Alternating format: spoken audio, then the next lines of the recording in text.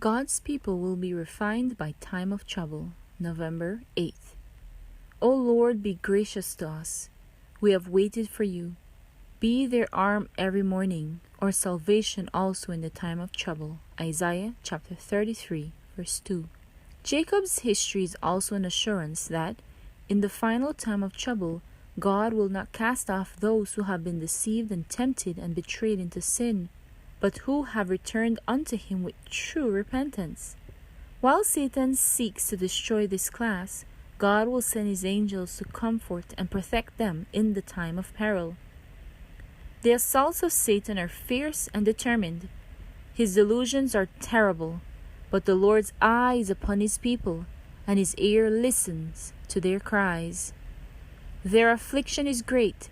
The flames of the furnace seem about to consume them, but the refiner will bring them forth as gold tried in the fire. God's love for his children during the period of their severest trial is as strong and tender as in the days of their sunniest prosperity. But it is needful for them to be placed in the furnace of fire. Their earthliness must be consumed, that the image of Christ may be perfectly reflected. The season of distress and anguish before us will require faith that can endure weariness, delay, and hunger, a faith that will not faint though severely tried. The period of probation is granted to all to prepare for that time. Jacob prevailed because he was persevering and determined. His victory is an evidence of the power of importunate prayer.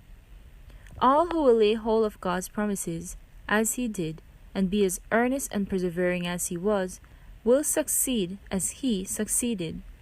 Those who are unwilling to deny self, to agonize before God, to pray long and earnestly for his blessings, will not obtain it. Wrestle with God. How few know what it is. How few have ever had their souls drawn out after God with intensity of desire until every prayer is on the stretch. When waves of despair which no language can express sweep over the suppliant, how few cling with unyielding faith to the promises of God. Those who exercise but little faith now are in the greatest danger of falling under the power of satanic delusions and the decree to compel the conscience.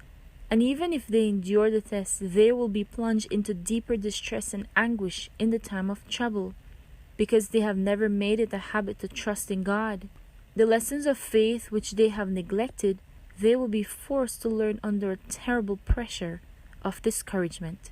The Great Controversy, pages 621 and 622. A devotional by Ellen G. White, To Be Like Jesus. May God bless you. Maranatha.